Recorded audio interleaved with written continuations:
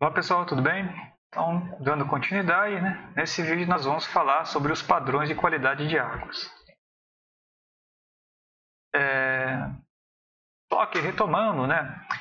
Vocês devem ter visto nas aulas aí de Política Nacional de Recursos Hídricos, a gente tem que a política estabelece, né? Que se deve preservar os usos múltiplos da água, né? Então a gente vai ter diversos usos, né? Então, né? Proteção de comunidades aquáticas, abastecimento de água, usos de recreação, irrigação, dessedentação animal e navegação. Então, nesse sentido, né, os tratamentos de efluentes visam também assegurar esses usos múltiplos. Né? Então, você o que? Né? Você trata um efluente para quê? Para que você não deixe o manancial tão poluído a ponto de, por exemplo, inviabilizar o abastecimento de água. Ou também, né, não poluir um rio, né, com esgoto ali, a ponto de você inviabilizar a recreação de contato, né? Porque senão você teria um rio aí cheio aí de coliformes fecais e você teria grandes riscos de doenças de veiculação hídrica. Enfim, também, mais uma vez, né, não ter a contaminação, também para quê? Também a gente tem riscos de para que essa água possa ser utilizada na irrigação de plantios. E, enfim, além disso tudo, né, não ter excesso, por exemplo, de nutrientes a ponto de causar eutrofização de ambientes aquáticos, que, enfim, né, prejudicaria, né, a conservação dos rios, das comunidades aquáticas. E por aí vai, né? Muito bem. Então, a ideia aqui, né, ao se falar de padrões de qualidade de água, é o quê? Uma vez que a gente tem a necessidade de tratamento de efluente, a gente não é simplesmente tudo bem, eu tenho que tratar, mas sim, tratar em que nível? Vocês viram que a gente tem vários níveis de tratamento e a gente vai ter efluentes com diferentes níveis de qualidade. E aí o ponto disso de você ter o padrão de qualidade é assim, em que ponto eu tenho que deixar o efluente tratado a ponto de ele estar ok para ser lançado, né? Dito isso, a gente tem aqui então as normativas que regem então essa questão do lançamento de efluentes. Então a gente vai ter aqui normas referentes. Primeiro ponto, né, que eu falei, o lançamento do efluente tratado. Então, após o tratamento, qual que é o padrão que deve ser seguido? Você tem aqui a CONAMA 430 e, além disso, as legislações locais. E aí vale o quê? Vale a CONAMA ou a legislação local? O que for mais restritivo.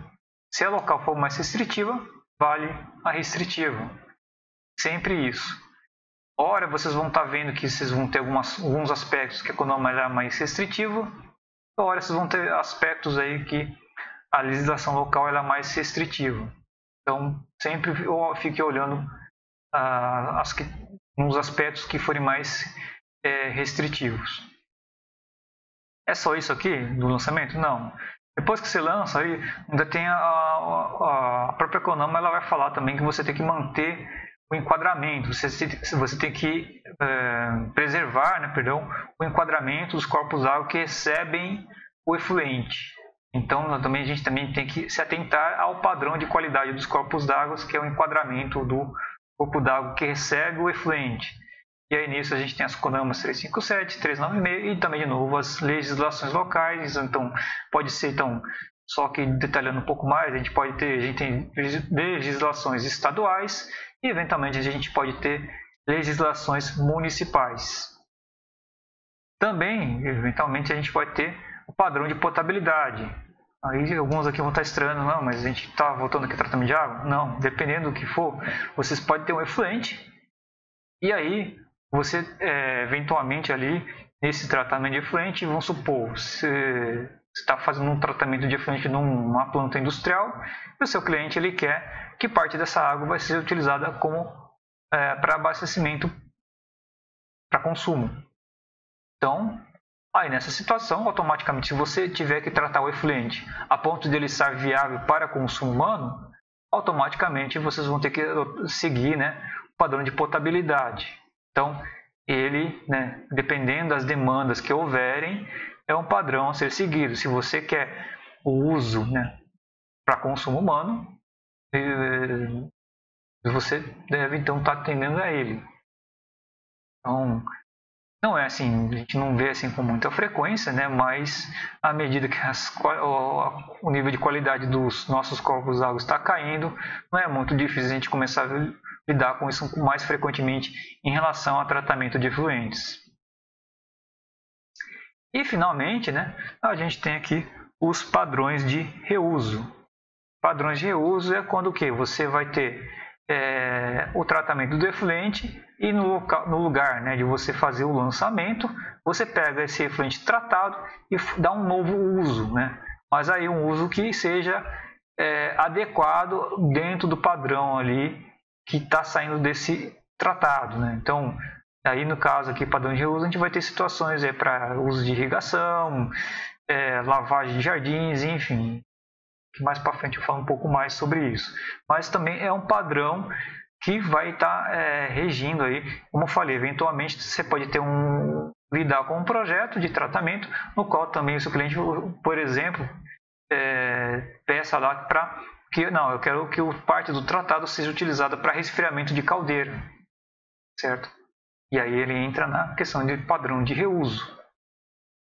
Então, vão ser esses aí os padrões de qualidades que a gente vamos buscar como referência, e a gente pode eventualmente estar buscando como referência ao tratamento de efluentes. Vai ser o que? A meta, né, do tratamento. E aí o design, a escolha das técnicas de tratamento vai ser em função para chegar a atingir esses objetivos desses padrões, né? Bom, aí falar um pouco aqui de algumas características, né, então, dos lançamentos de efluente, né? Como eu havia falado aqui, ó, a gente não pode conferir ao corpo receptor características de qualidade em desacordo com as metas obrigatórias progressivas, intermediárias e ao final do seu enquadramento. Então, por isso que eu tinha falado para vocês, né, que além do padrão de lançamento de efluentes, a gente também deve seguir o padrão de enquadramento do corpo d'água que recebe esse efluente tratado. Então, a própria CONAMA, no artigo 5º, já fala disso, que tem que se manter a classe do corpo d'água que recebe esse efluente. E aí a gente tem aqui, né, o padrão de lançamento direto de efluentes, né, sem tratamento. Ele é estabelecido então, nesse artigo 16. E o padrão de lançamento de efluentes oriundo de ET, ou seja, após o tratamento, está estabelecido no artigo 21. Também a CONAMA estabelece no caso de emissários submarinos, né, é uma outra forma aí de afastamento aí de esgotos, né? Ele ainda passa também por um tratamento preliminar, né? Mas uma outra forma, né? E aí também aqui estabelece. E aqui então as características aqui, então essa aqui do lançamento direto, então nós vamos ver o pH, né?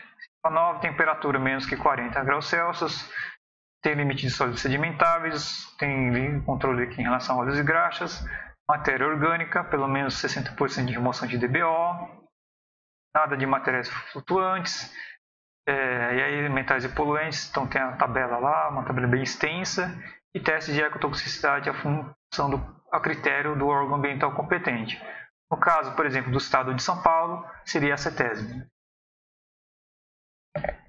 Isso daqui é o padrão para lançamento do efluente tratado, né, após ET. ET é o que eu acabei até esquecendo de esclarecer, né, gente? ET é o que? Estação de tratamento de esgoto. É uma sigla para estação de tratamento de esgoto.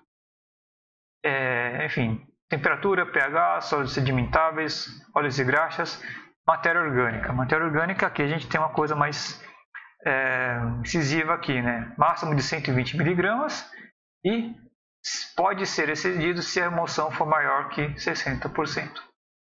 Isso aqui, né, segundo a CONAMA. A gente tem que ficar atento também que pode ter as legislações locais para esses lançamentos que podem ser mais rigorosas, né? Bom, muito bem. Aí tem outros que eu já falei antes, né? Aqui dos emissários, né? Tem aqui outras características, então, enfim. Recomendo depois que vocês olhem na própria norma sempre, né? Sempre olhem na fonte, né? Então está tudo aqui indicado. Depois no final tem as referências, né? As fontes. Vocês podem estar consultando. E aqui tem um exemplo de legislação local que eu havia falado para vocês do Estado de São Paulo, que é o Decreto Estadual 8468 de 76, que ele estabelece o padrão de lançamento de efluentes e o padrão de lançamento de efluentes em sistemas de esgoto. Aqui ele tem uma particularidade que ele também define qual que é o padrão para lançar na rede de esgoto, nas tubulações de esgoto, né? Então, aqui algumas características. Lembra, eu tinha falado para vocês, né, sobre o mais rigoroso. E aqui, nesse caso, o decreto estadual de São Paulo, ele é mais rigoroso em relação à DBO. Olha aqui, máximo de 60 mg por litro, né? Pode ser excedido, mas se a remoção mínima for de 80%. Então, ele é mais rigoroso que a CONAMA. Enfim, outras coisas aqui, né? Aí já o critério aqui, ele já começa a mencionar aqui da CETESB, que é o órgão ambiental do Estado, né? Enfim. Aqui para lançamento na rede coletora, então vocês vão ver que aqui ele é um critério assim menos rigoroso, por quê? Porque isso daqui, depois que entra na rede de esgoto, isso aí vai chegar na ET e vai passar pelo tratamento, então é um critério aqui menos rigoroso.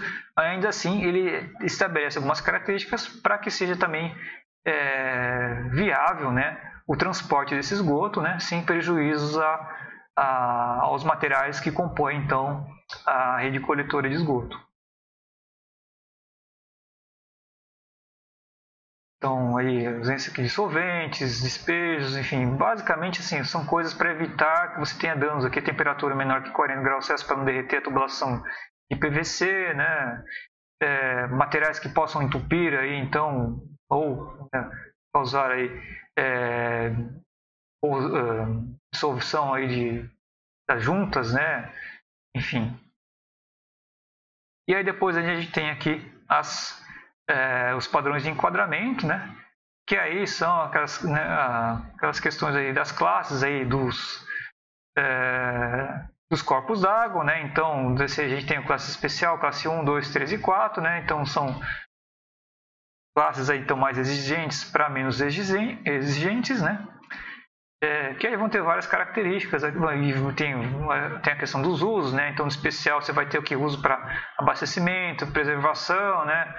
Classe 1, aí você pode ter recreação de contato primário, tal. E à medida que a gente vai avançando aqui, a gente vai começando a ficar mais limitado, né? Então, no classe 4, apenas navegação e harmonia paisagística, né? Então, nem dessedentação de animais, por exemplo, que está no classe 3, ele é permitido, né, para corpos de classe 4, né? E, enfim, eu não vou também falar aqui dos detalhes das características. Peço aí que recomendo que vocês consultem depois, né, havendo as necessidades, né. Eu aqui só destaco algumas características aí para ter um comparativo, né. Então eu peguei aqui o caso da DBO, do OD, turbidez e cor verdadeira. Então vocês vão vendo que quanto maior a classe, né, maior o rigor em relação a esses parâmetros, né. Então para a classe 1, a menos que no máximo 3 mg por litro de DBO, e o OD tem que estar acima de 6 mg. E aí, para o classe 4, que nem tem limite da DBO, o OD pelo menos 2 mg. Enfim, aqui todos os parâmetros aí vão indo. Aqui, né? Aí a gente também tem aqui a CONAMA 396, que no caso é para águas subterrâneas, né? Ficar aqui atento também, porque eventualmente tem algumas situações aí que tem a filtração dessas águas, isso não pode ser, né, contaminado, então vale a mesma coisa, né? Tá aqui os valores. No caso aqui o monitoramento, a gente tem aquele negócio de postos de monitoramento e tal, né? Enfim. E aí a gente fala aqui dos padrões de reuso, né? Padrão de reuso, a gente não tem apenas em nível federal, a gente não tem um padrão, né? Mas em nível estadual, recentemente saiu essa resolução aí, 6 cima, né? Número 1 acabei não colocando aqui, mas ela está aqui no final, acho que é do ano 2020, acho que de 2020, que ela estabelece, no caso, duas classes de águas de uso, classe A e classe B, né? Então, reuso irrestrito e reuso restrito, ambos, né, não potáveis. E aqui algumas características aí, então a gente tem aqui características aí, está um pouco pequeno aqui, mas o PDF depois vai estar disponível para vocês, né? Vocês conseguem ver melhor, né? Também recomendo também que vocês consultem a resolução, né? Mas vocês vão ver aqui parâmetros aqui de pH, DBO, turbidez, sólidos suspensos e aí outros aqui relativos aí a também indicativos de patógenos. Então você tem aqui coliformes termotolerantes, ovos de eumintos, Giardia, Cryptosporidium, entre outros aqui.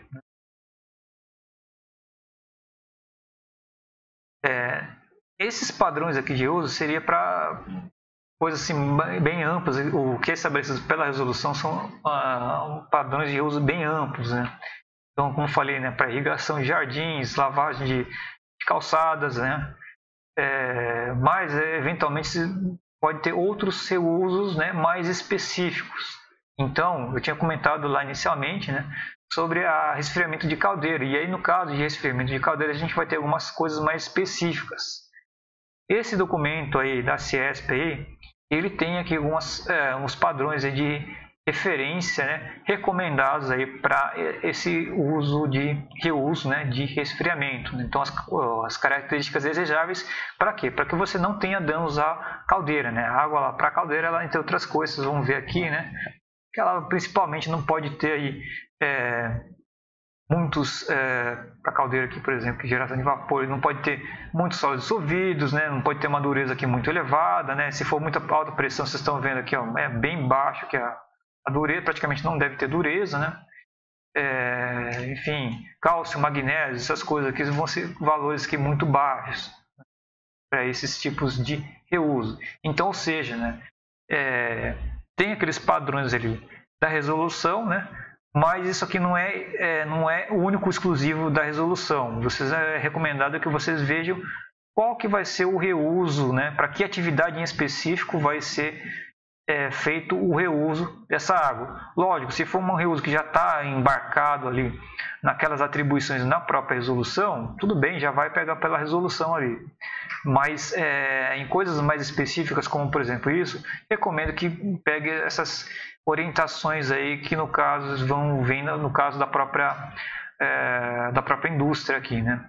Então aqui, e aí eu volto a reforçar, né, que eu dei uma olhada depois desse documento do CIESP, né? O link também vai estar disponível também nas aulas aí, e aí vocês conseguem ter mais, vocês vão ter um bom material aí para referências, né, de parâmetros aí para fazer esses diferentes reusos. Então aqui também tem outras atividades, né,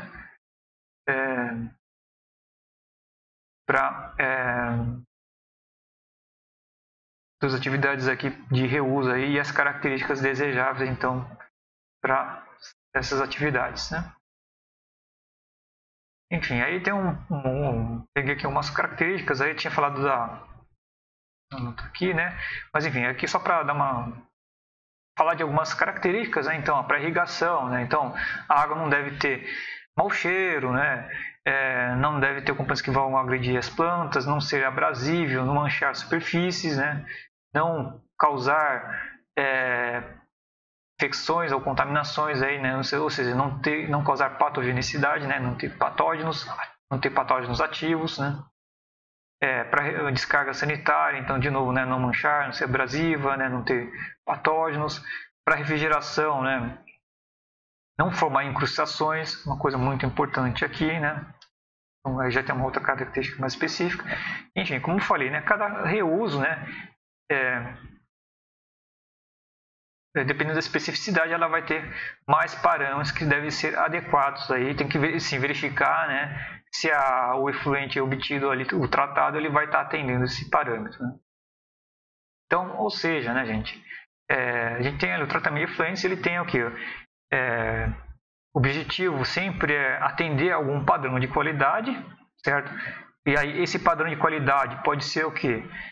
Pode ser simplesmente o padrão aí de lançamento de efluentes, e aí o padrão, vocês vão ter o padrão de lançamento do efluente e o padrão de enquadramento do corpo d'água que vai receber esse efluente. São duas coisas que estão atreladas, não é somente o lançamento de efluente, o padrão de lançamento de efluente, mas é também o padrão do corpo d'água de enquadramento do corpo d'água receptor, né? Você não pode mudar a classificação do corpo d'água, as características, com o lançamento do seu efluente. Ele não pode mudar a ponto de ele sair fora das características que definem a classe dele. Se é classe 2, ele não deve ter características que vai passar para um classe 3, né? E, enfim, vai. Isso vai ser, né, essa escolha do tratamento, dos padrões de qualidade vão nos direcionar para a escolha das técnicas de tratamento, quais vão ser as combinações de técnicas de tratamento necessárias para se atender a esse padrão de qualidade requerido. E aí, né, e além disso tudo, lógico, né, não é assim, isso aí é orientado pelos padrões e também é orientado pelas características do efluente. Às vezes a gente vai ter um padrão aí de qualidade do efluente tratado muito rigoroso, mas às vezes o efluente também que a gente tem que tratar não está em uma situação tão crítica assim. Geralmente a gente tem tanta sorte assim, né? Mas o ponto é esse, né? A gente tem que analisar como é que vem o efluente e para que ponto a gente tem que deixar esse efluente aí, né?